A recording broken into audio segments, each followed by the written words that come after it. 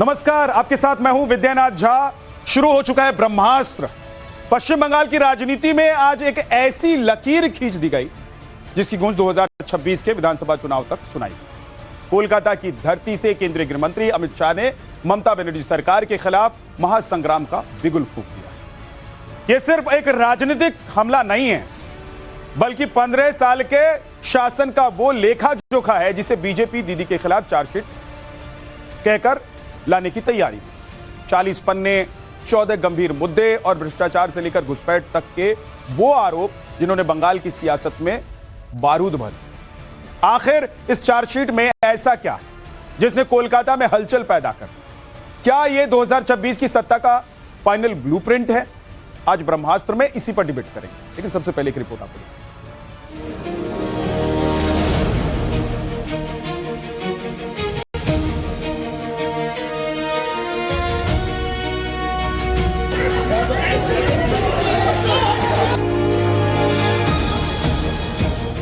बंगाल की सियासत में आज का दिन सुपर सैटरडे की तरह है। कोलकाता के राजरहाट में आज केंद्रीय गृह मंत्री अमित शाह बड़ा धमाका करने वाले हैं। इस दौरान उनके हाथ में महज कागजों का पुलिंदा नहीं, बल्कि ममता सरकार के 15 सालों के कामकाज का लेखा जोखा यानी बीजेपी की चार्जशीट नजर आएगी।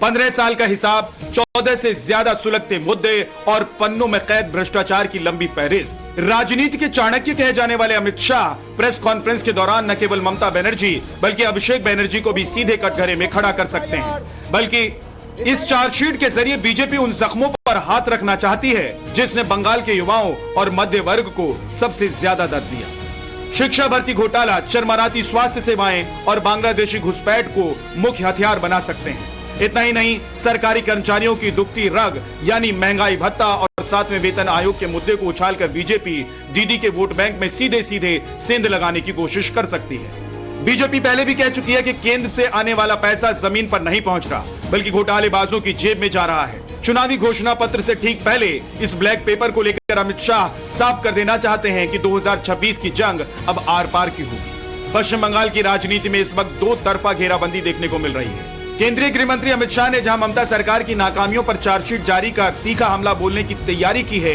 वहीं मुर्शिदाबाद में रामनवमी की शोभा यात्रा के दौरान भड़की हिंसा ने राज्य की सुरक्षा व्यवस्था की पोल खोल दी।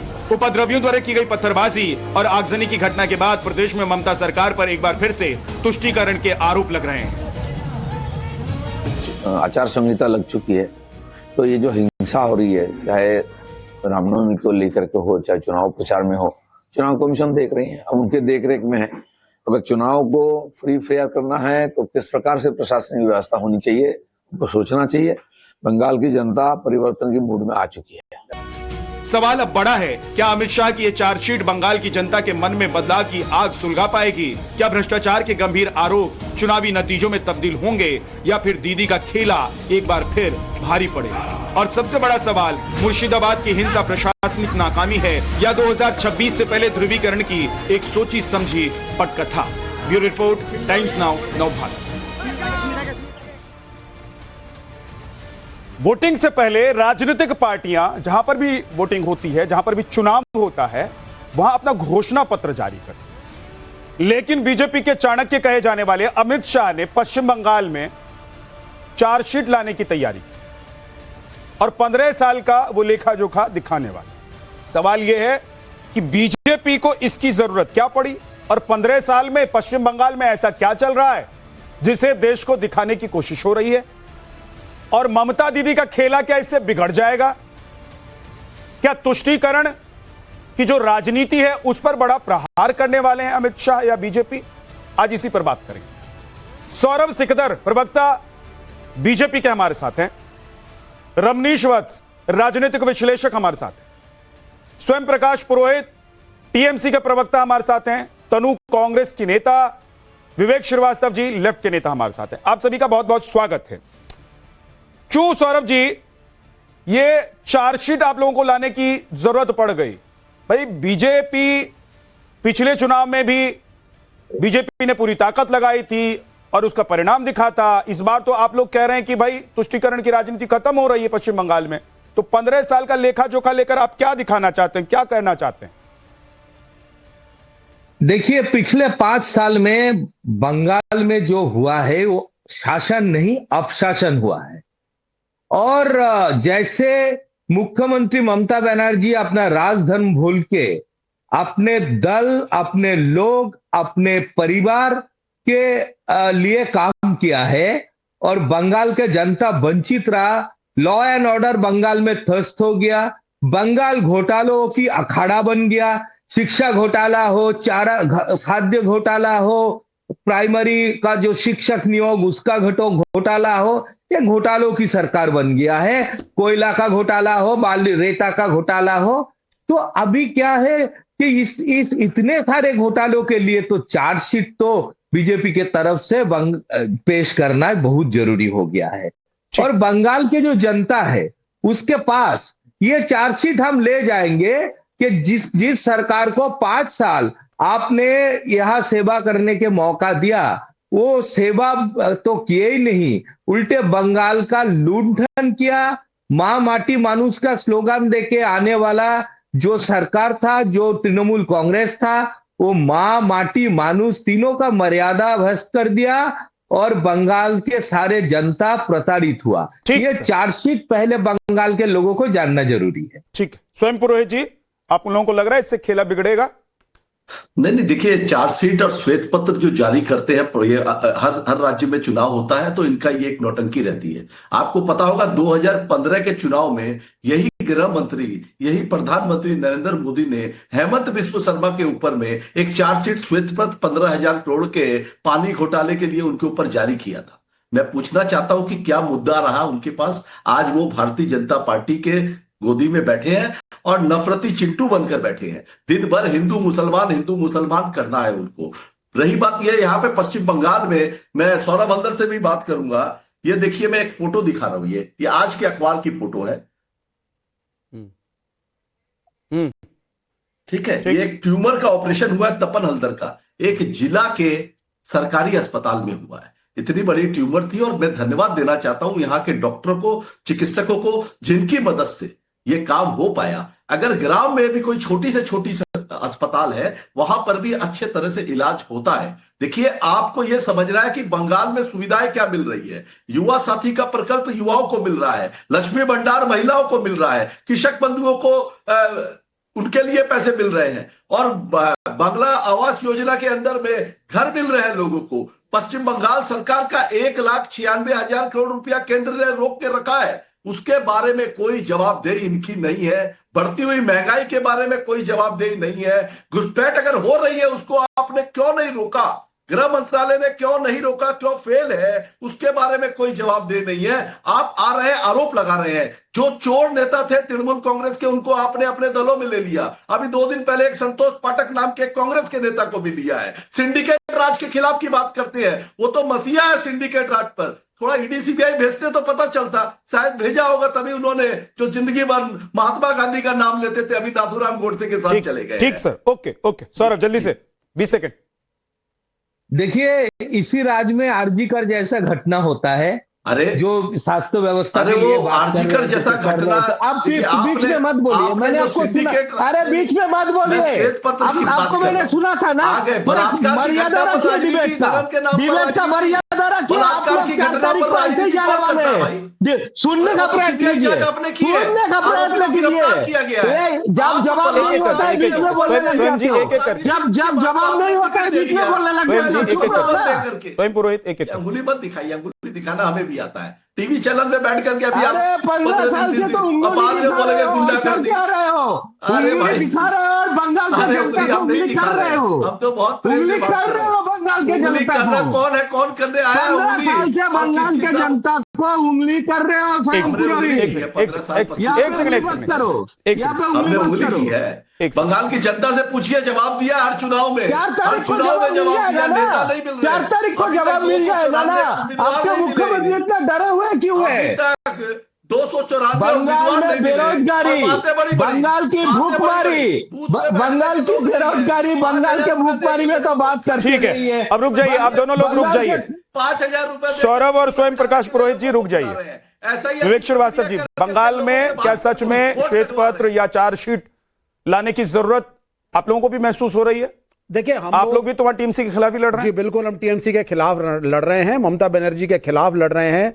हमारी शिकायतें हैं, हमारे चार्जेस हैं, लेकिन चार्जशीट के बदले पार्टियां मैनिफेस्टो लाती हैं, एक क्रिएटिव विजन प्रोवाइड करती हैं कि दिस इज द ब्लूप्रिंट, हम आएंगे तो बंगाल ऐसा बनेगा। लेकिन जब आपके पास ब्लूप्रिंट है ही नहीं, आपके पास कुछ ऑफर करने के लिए नहीं है, तो बीजेपी लेकर के आई है चार्जशीट।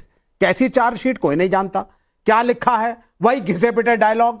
आप सबसे पहले जो देश का बुरा हाल आपने कर रखा है फिलहाल, आप उसके ऊपर श्वेत पत्र दीजिए मुझे, और मुझे बताइए साहब सिलेंडर बंगाल में मिलेगा कि नहीं और कब तक, या जिस दिन 29 को जब चुनाव समाप्त हो जाएंगे उसके बाद लॉकडाउन घोषित करोगे बंगाल में या नहीं, इसका उत्तर दीजिए कृपा करके। हम लड़ेंगे ममता बनर्जी से। जब कार वाली घटना हुई, अस्पताल वाली, कांग्रेस भी धरने पे थी, कम्युनिस्ट भी धरने पे थे, मोहम्मद सलीम भी बैठे हुए थे, वृंदा करात भी आई थी। हम बिल्कुल लड़ेंगे, लेकिन बीजेपी की जो रणनीति है कि रामनवमी पे दंगा कराओ, जय श्री राम का नारा जो भक्ति भावना से था उसको एक अग्रेशन ला करके बीजेपी ने दंगा करा दिया। माइनॉरिटीज को टारगेट करो। ये पत्थरबाजी बीजेपी करा रही है। नहीं नहीं नहीं नहीं, ये सारा इंस्टिगेशन बीजेपी का है। बंगाली तो अगर ये पत्थरबाजी बीजेपी करा रही है सर, तो पश्चिम बंगाल में लॉ एंड ऑर्डर नहीं है। सर बंगाल में कांग्रेस का भी रूल था, लेफ्ट का भी रूल रहा है, लेकिन बंगाली मानुष कभी हिंदू वर्सेस मुसलमान नहीं करता था। ये जब से बीजेपी की एंट्री हुई है बंगाल में, तो वहां पे ये रिलीजियस उन्माद शुरू हो रहा है। काजी नजरुल इस्लाम का बंगाल है वो। और सुनिए सर, रविंद्रनाथ टैगोर, अरे सुनिए आप पहले, रविंद्रनाथ टैगोर जो सन ऑफ बंगाल थे, और महात्मा गांधी वंदे मातरम के 4 स्टैंजा हटाए इन दोनों ने, और कहा यह कम्युनल है लग रहा है और देश के लिए ठीक नहीं है। आप उसको वापस लेकर के आए हैं। रविंद्रनाथ टैगोर को मानते हो, सन ऑफ बंगाल या नहीं मानते हो, बताओ इस बात को। माइनस में चले जाओगे, किसी झूठ इधर जाओगे उधर जाओगे और जीरो से माइनस में चले जाओगे। जो रविंद्रनाथ टैगोर ने वंदे मातरम के 4 स्टैंजा हटाए, कुल मिलाकर स्टैंड है। नहीं विवेक जी, आप ये कह रहे हैं कि बंगाल का मानुष कभी हिंदू मुसलमान नहीं था, कभी नहीं था।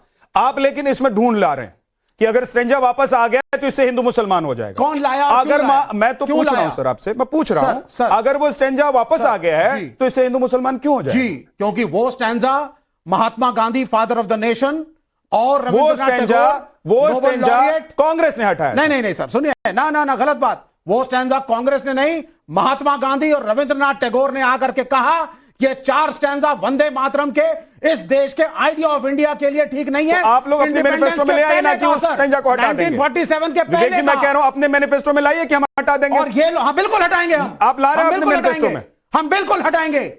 वी आर कमिटेड, और ये लेकर के आए हैं क्योंकि ये चाहते हैं धार्मिक उन्माद फैले। तो आप हटाइए, गांधी की आप हटाइए विवेक जी। लोग ये समझ जाएंगे कि आप लोग किस ट्रेन में बैठकर और कौन सी पटरी पर दौड़ना चाहते हैं। गांधी के आइडिया ऑफ इंडिया को मानते हैं और गांधी के राम को मानते हैं। तनु जी, बंगाल के बारे में आपको बात करने का कोई हक नहीं है।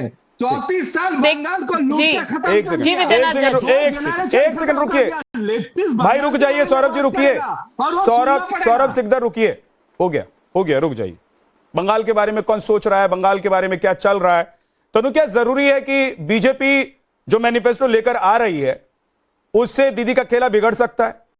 क्या मैनिफेस्टो की चार्जशीट की जरूरत है सही में? और पश्चिम बंगाल में सब कुछ अगर 15 साल में राम राज्य जैसा रहा है तो फिर डरने की क्या बात है?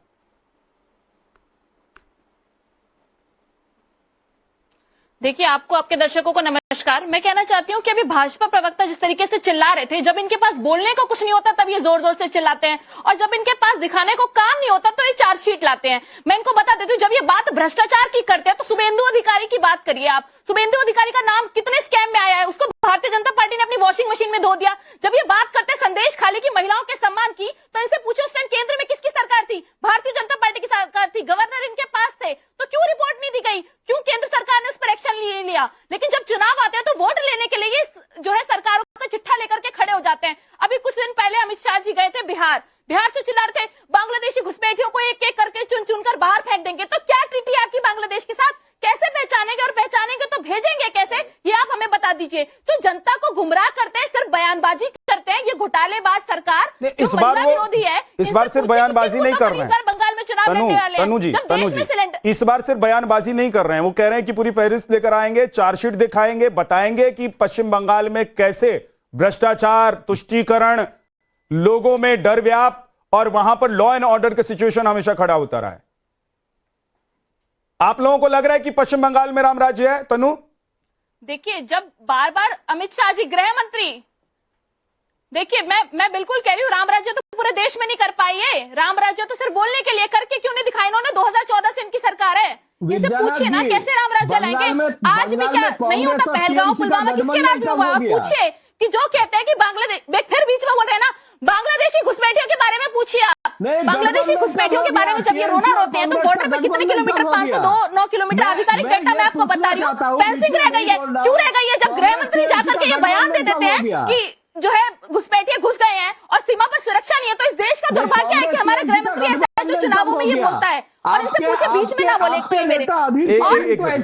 सौरभ रुक जाइए, सौरभ रुक, एक दूसरे के ऊपर मत बोलिए। आप बताइए ना, तनु, लेकिन एक सवाल मेरा भी है, इसीलिए मैंने आपको पूछा कि आपको लग रहा है, यानी कांग्रेस पार्टी को लग रहा है कि पश्चिम बंगाल में राम राज्य है कि नहीं है, आप उससे भाग जा रही हैं। तनु, मैंने पूछा कि क्या कांग्रेस को लग रहा है कि पश्चिम बंगाल में सब कुछ ऑल इज वेल है, या फिर कांग्रेस को पता है कि भाई वहां हम सत्ता में तो नहीं आ सकते हैं, लेकिन बीजेपी को नहीं आने देना है, इसलिए दरवाजे के पीछे से, पर्दे के पीछे से, बैकडोर से टीएमसी के साथ खेला करना है? तनु, देखिए, खेला करने वाली बी टीम तो पहुंच चुकी है एआईएमआईएम। आपको पता है ना असदुद्दीन ओवैसी कहां चुनाव लड़ते हैं? जहां जहां भारतीय जनता पार्टी जो है पूरी बहुमत में होती है, वहां ओवैसी चुनाव नहीं लड़ते। लेकिन जहां जहां विपक्ष के वोट बट रहे होते हैं, जिसकी वजह से बीजेपी को फायदा पहुंच रहा होता है, वहां पर ये जाके चुनाव लड़ते हैं। तो हुमायूं कबीर और ओवैसी किसके साथ है ये सबको पता है। तो हम किसी के साथ मिलकर चुनाव नहीं लड़ रहे, हम अकेले चुनाव लड़ रहे हैं और पूरी मजबूती के साथ इस बार चुनाव लड़ने जा रहे हैं। और मैं आपसे कहती हूं आपकी बातों से, आपकी अभी जो बातें आपने कही तनु, उन बातों से तो ऐसा लग रहा है, विवेक जी भी इधर हंस रहे थे, आपकी बातों से ऐसा लग रहा है कि आप भले ही अकेले चुनाव लड़ने की बात कर रहे हो, लेकिन टीएमसी आपको अच्छा लगता है, टीएमसी अच्छी लगती है आपको।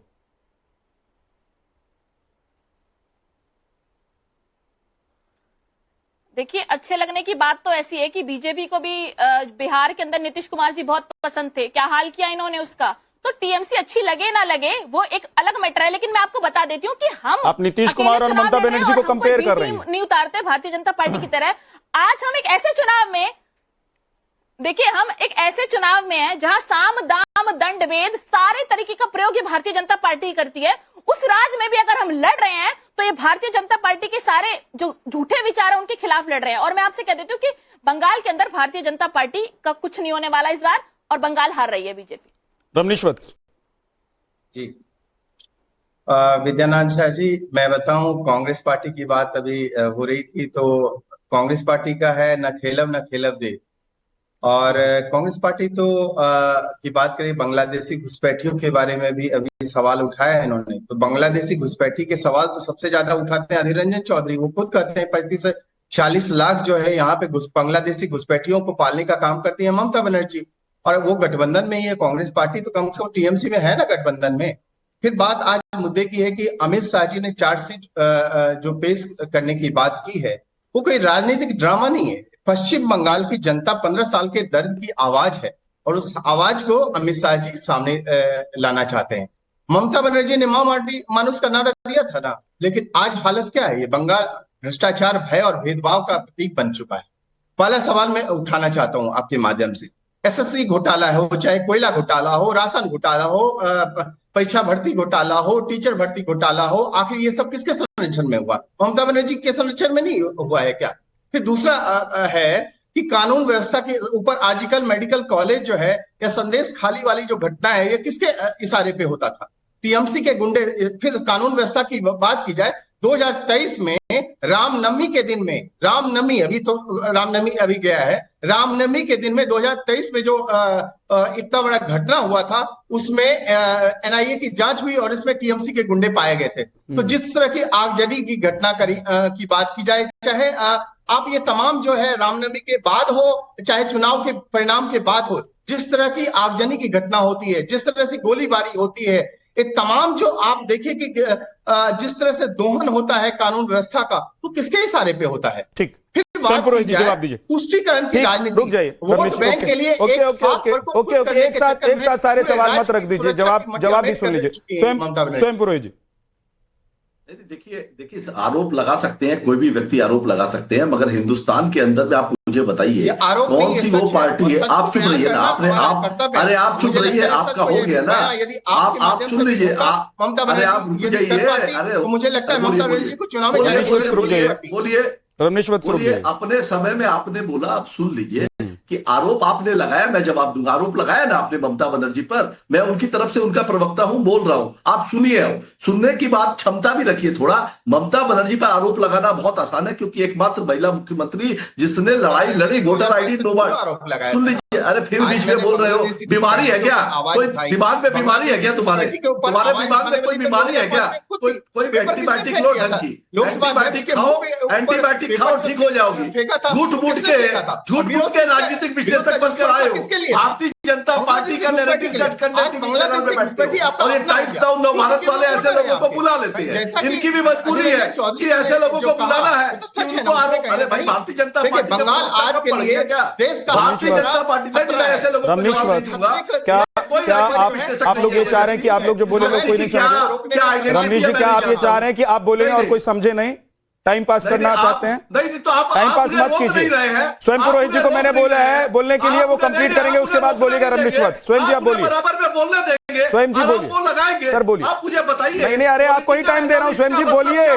बोलिए। पॉलिटिकल एनालिस्ट का मतलब है विद्यानाथ जी कि जो व्यक्ति अगर निष्पक्ष बात करे कि भारतीय जनता पार्टी ने पश्चिम बंगाल सरकार का 1,96,000 करोड़ रुपया नहीं दिया, ये क्या पॉलिटिकल एनालिस्ट को अपनी अच्छा, नजर मुद्दे से पर नहीं आइए दिखाई ना। देता? कौन ये पॉलिटिकल नहीं एनालिस्ट दिखाई है, देता, नहीं वो है, बीच में ये बोल रहा आप है। वो बीच में सर्टिफाइड बोल नहीं रहा है, कर चुप नहीं सकेंगे ना कराए सर? उसको। प्लीज स्वयं पुरोहित जी, उनके सवालों का जवाब दीजिए जो उन्होंने सवाल किया। अब जो आरोप इन्होंने लगाया ध्रुवीकरण का, इनको करना है। इनके लोग अगर कट्टे लेके, देखिए भगवान श्री राम की हमने भी जुलूस निकाली है, मेरे मुसलमान भाइयों ने भी निकाली है, उन्होंने शरबत पिलाया, फूल से वर्षा की है। आप पता करिए, आपके चैनल के माध्यम से बहुत से हर जगह रामनवमी की जुलूस निकलती है। मगर कुछ एक जगह है, अगर लोग कट्टे लेकर के उत्तर प्रदेश बिहार से अगर लोग आ गए हैं और वो घुस चुके हैं बंगाल के अंदर में, सारी होटलें बुकिंग है, होटल में रह रहे हैं, गेस्ट हाउस में रह रहे हैं, और उनका काम यही है कि उन्माद फैलाना। अगर ये उन्मादी शक्ति को, इनको शेल्टर कौन दे रहा है? केंद्रीय वाहिनी दे रही है। केंद्र से कितने यूनिट्स मशीनरी आई है बंगाल के अंदर में? चुनाव कौन करवा रहा है? इलेक्शन कमीशन रातों रात अधिकारियों का तबादला कर दे रहे हैं। उसके बाद में अगर ऐसी कहीं अप्रिय घटना होती है, उसकी जिम्मेदारी पूरी की पूरी गृह मंत्रालय अमित शाह जी की बनती है। मगर उनको करना है, उनको राम के नाम को बेचकर अपनी दुकानदारी चलानी है भारतीय जनता पार्टी को। मगर भारतीय जनता पार्टी को यह नहीं पता है कि बंगाल की जनता रामकृष्ण परमहंस को मानती है। रामकृष्ण परमहंस ने कहा था, जो तो मौत तो पौत। जितने लोगों के मत हो सकते हैं, कोई मुसलमान हो सकता है, कोई क्रिश्चियन हो सकता है। ये लोग तो उड़ीसा और महाराष्ट्र में जहां इनकी सरकार है, 25 दिसंबर अमित शाह आप देखिए आ गए हैं, वो चार्जशीट लेकर आ गए हैं। अमित शाह दिखाई दे रहे हैं। स्वयं पुरोहित जी, मैं थोड़ा सा आपको रोक रहा हूं, थोड़ा सा रोक रहा हूं।